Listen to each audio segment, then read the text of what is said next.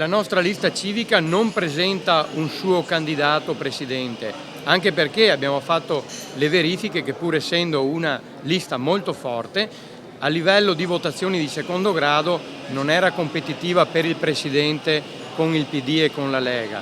E allora abbiamo pensato a una candidatura di carattere tecnico-istituzionale che era ed è il sindaco della città capoluogo, cioè il sindaco di Treviso. Il sindaco di Treviso è Manildo, ma non lo abbiamo scelto perché è appartenente a un partito, ma lo abbiamo scelto proprio perché è sindaco di Treviso, partendo dall'iniziale decreto Del Rio che indicava appunto il sindaco della città capoluogo come anche il presidente della provincia. E con questa ratio abbiamo proseguito. Io ho fatto l'amministratore per tanti anni e ritenuto da parte mia che fosse opportuno mettermi a disposizione degli amministratori.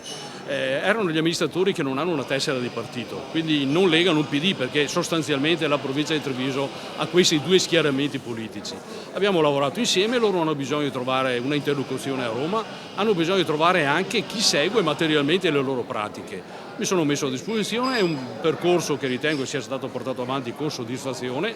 Adesso siamo arrivati alla logica conclusione, cioè oltre alle liste di partito ci sarà anche questa lista che riassume, mette insieme tutte le componenti civiche della provincia di Treviso, che sono molte componenti di maggioranza, ma ci sono anche componenti di minoranza. Io ritengo che sia importante lavorare anche con le minoranze, che sono proprio quei consiglieri che più difficilmente riescono a svolgere il loro ruolo, perché molto spesso purtroppo sindaci e assessori non mettono a disposizione neanche la documentazione che dovrebbero avere e che sarebbe necessaria per fare il loro lavoro. La Del Rio ha tagliato molte le competenze della provincia, però ha dato una che può essere sottovalutata, ma che è il ruolo di coordinamento fra gli enti locali. Ecco, quindi noi vorremmo trasformare veramente la provincia sul vero parlamentino del nostro territorio e quindi dare un ruolo all'assemblea dei sindaci, in primo, che ha oggi solo competenze per quanto riguarda un parere consultivo sul bilancio e l'approvazione dello statuto. Ecco, invece può essere il luogo veramente dove ci si confronta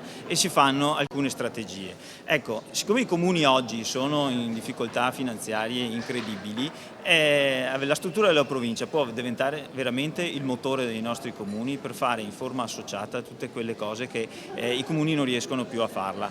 In parte è già stato fatto perché abbiamo la stazione unica appaltante e molti hanno già aderito a questo servizio. Ecco, deve essere assolutamente potenziato perché sarà il motore per fare le cose dei nostri comuni. I comuni non possono più fare gli appalti né di servizi né di lavori per conto loro, devono affidarsi alla provincia. Ecco che questo elemento va strutturato maggiormente e tutti devono avere la possibilità di poter mettere la mano ed accedere in maniera rapida e snella a questo strumento. Come si possono creare tantissimi altri strumenti per questi nostri comuni che non hanno più nessuna risorsa. Poi bisogna continuare con la salvaguardia dell'ambiente e quindi non sappiamo se resteranno fino alla fine le competenze urbanistiche, ma se questo dovesse avvenire dobbiamo dare attuazione al PTCP, che era un PTCP, un piano territoriale molto conservativo per quanto riguarda il paesaggio e